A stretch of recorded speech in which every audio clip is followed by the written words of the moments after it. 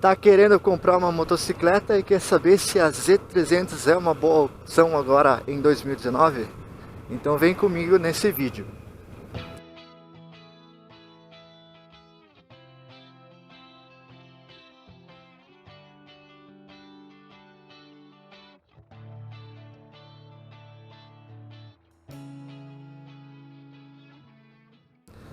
Bom, originalmente a Z300 veio com o objetivo de ser uma moto premium.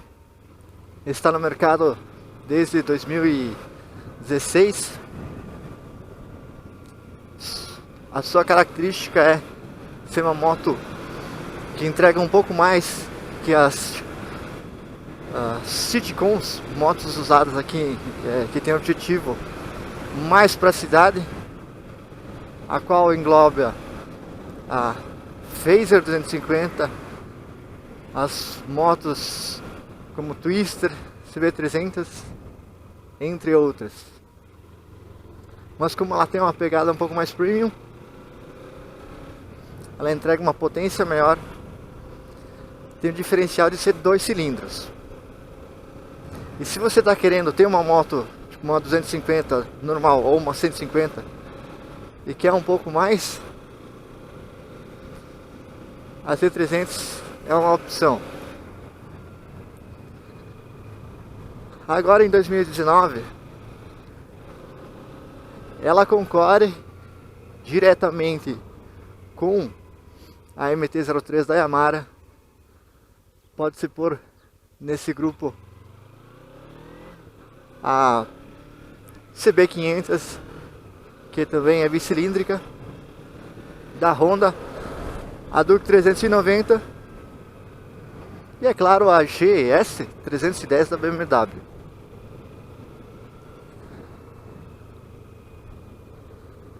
O que você vai encontrar nela, se você está buscando a primeira moto e você andou um pouco de moto ou pegou só a autoescola e está querendo comprar uma moto e achou o preço dela, e eu acho que um dos principais atrativos nela é o design,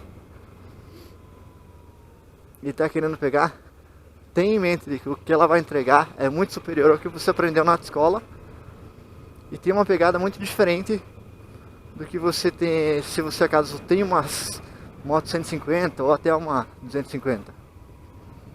Ela tem mais estabilidade em uma velocidade um pouco maior, tem fôlego, ela é tranquila, ela tem essa característica de ter uma pegada de 250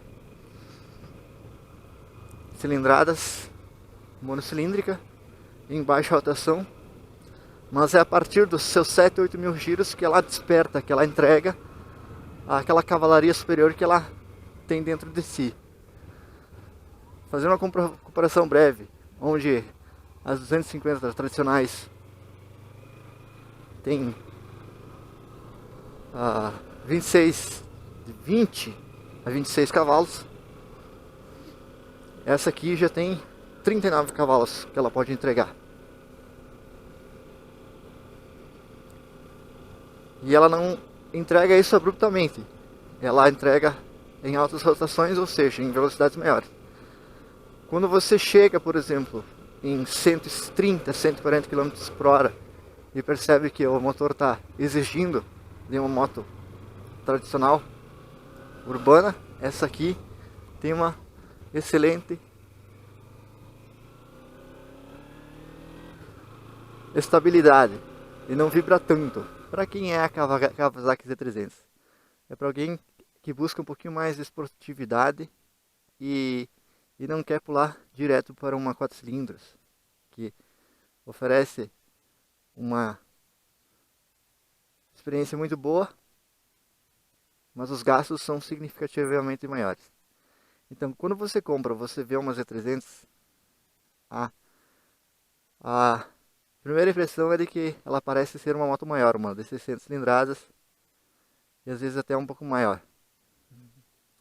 As características dela: como ela não foi uma moto projetada, assim, uma naked projetada, ela foi o que? Ela veio de uma Ninja 300, com algumas modificações para que ela seja naked e tenha essa característica mais urbana. Então o que acontece? O que você for encontrar daqui do farol para frente e para trás é a Ninja, a característica de uma esportiva. Então que ela vai ter entregar mais adrenalina, uma força extra em alta, e ela, para a cidade, o que eu posso garantir é que não é uma moto assim tão maleável. Ela tem um consumo de combustível que não é assim tão, não tem custo-benefício. Neste ponto, para quem for usar de forma mais urbana, você é mais aconselhável ir para uma monocilíndrica 250 ou até mesmo uma 150, 160, para quem busca essa economia. Então, ratificando o que eu falei antes, ela tem um apelo um pouquinho mais agressivo. Então, o que acontece? Você vai pegar a estrada com ela.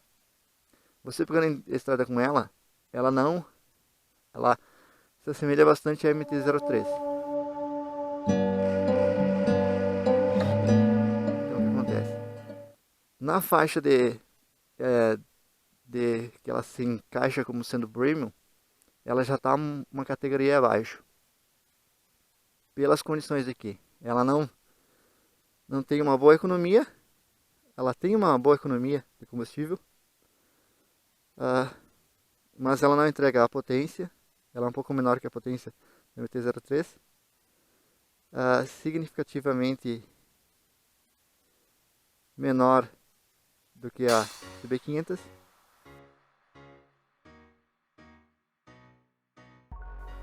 e não tem a força de retomada de uma Duke 300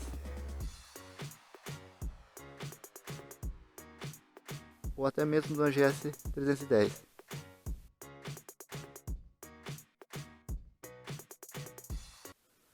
A GS 310, por mais que seja monocilíndrica, entrega uma potência de retomada maior. Agora vamos sobre algumas características da moto. Ela tem por mais que ela esteja um nível abaixo, como foi uma das primeiras premium que saiu,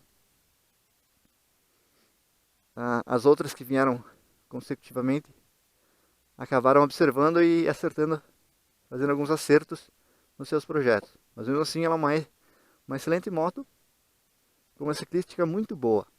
Ela é estável, muito estável para fazer curva. Isso se dá pelos pneus Diablo Rosso que vem nela, que dão uma segurança para fazer as curvas. E ela tem uma suspensão muito acertada, que ajuda para quem vai pegar estrada.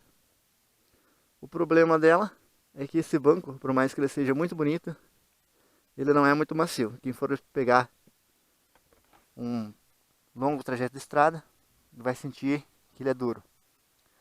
O banco do garupa, nessa faixa de cilindradas,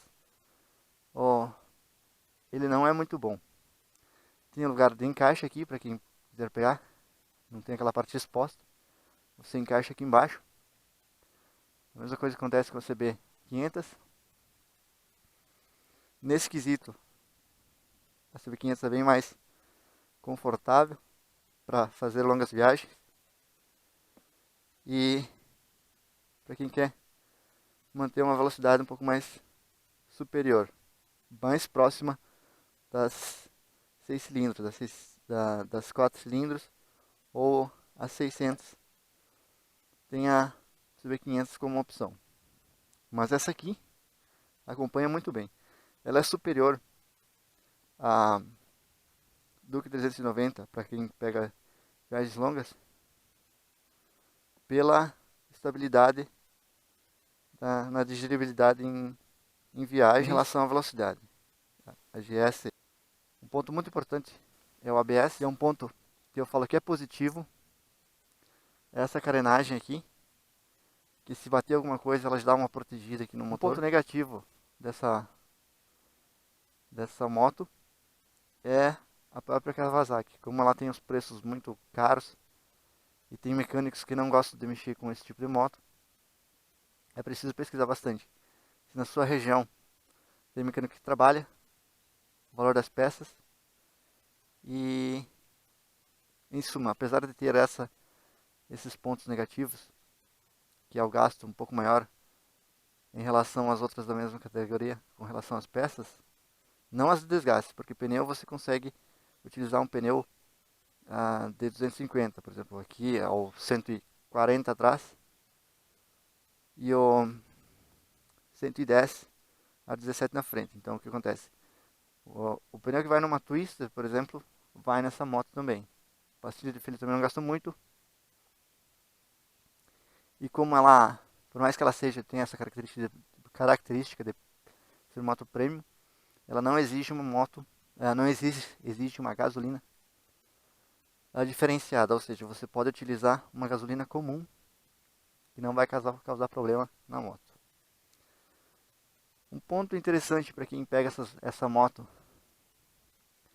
não só para trabalho, é com relação ao painel. 3 pontos importantes, na minha opinião, que precisam ser ressaltados no painel de uma moto, quando você for fazer uma compra e quer utilizar uma moto para se divertir, para ter uma adrenalina extra, é se ater a alguns pontos.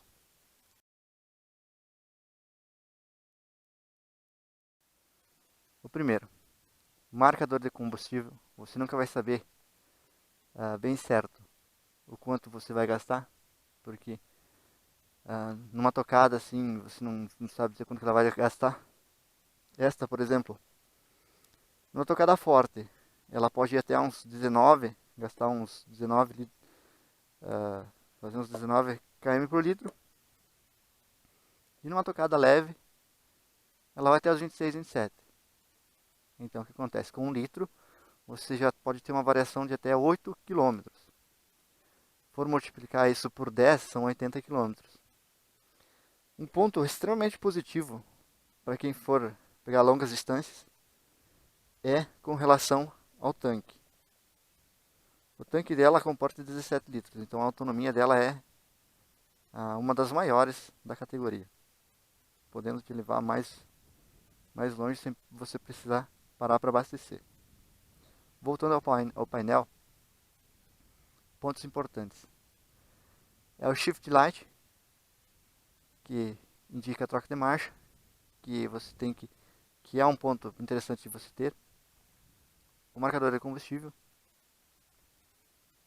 E o que ela não possui aqui, que poderia ter vindo, tipo, como ela já é de 2016, podia ser já atualizado nesse meio termo, colocar um marcador de marcha. Para quem anda, às vezes não fica muito atento ao motor, ou você que está tentando analisar no RPM, mas você não sabe a marcha, e quando você quer ter uma tocada um pouquinho mais forte, quer ter um pouquinho mais de resultado na sua experiência com a moto, e você não sabe em que marcha está, aí você perde ou ganha velocidade ah, na retomada quando você está utilizando ela. Um ponto positivo dessa moto aqui é quando eu vou ligar e desligar, quando você liga aqui, aparecem esses 3 bolinhas aqui,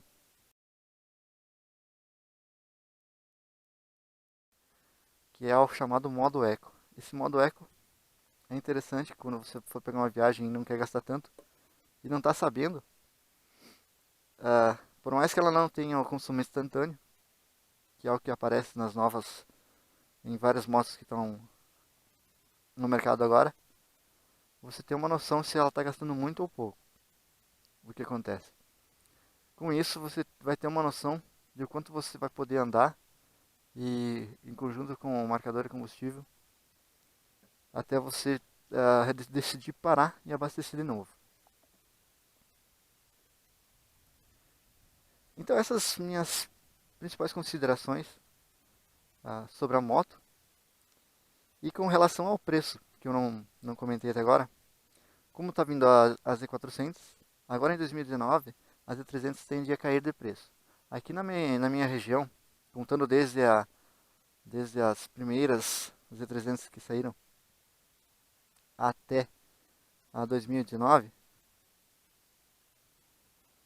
que é a última da sua linha, você consegue retirar da loja ela por um preço de aproximadamente 21.900. E se você for buscar uma usada, dependendo da localização onde você mora, você consegue até por uns 16 mil.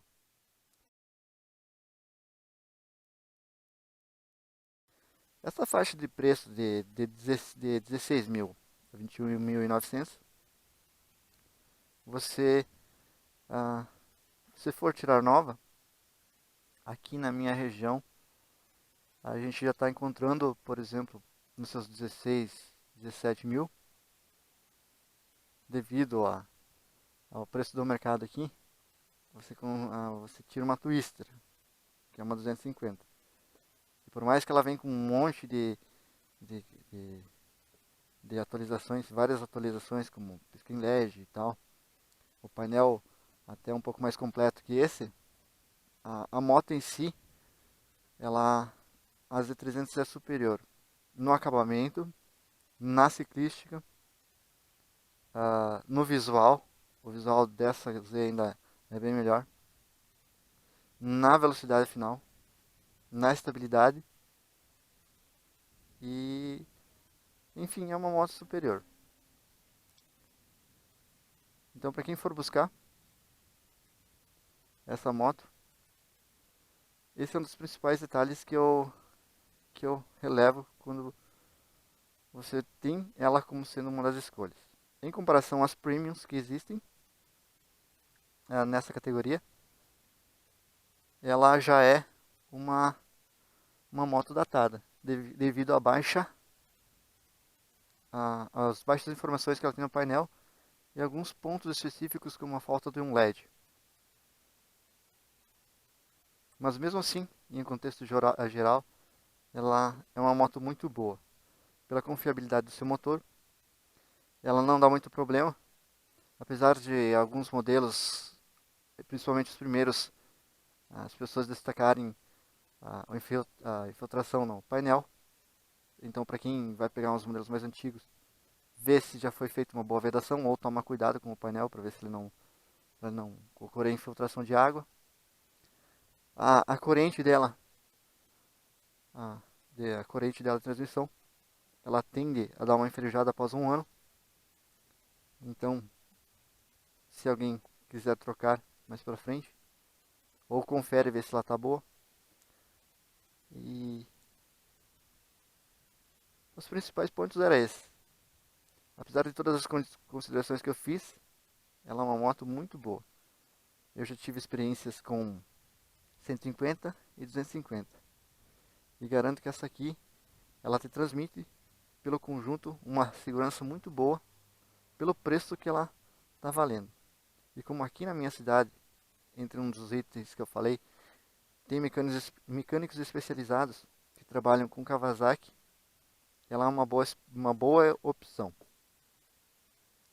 Então, se esse vídeo te ajudou, eu peço que curta, compartilhe.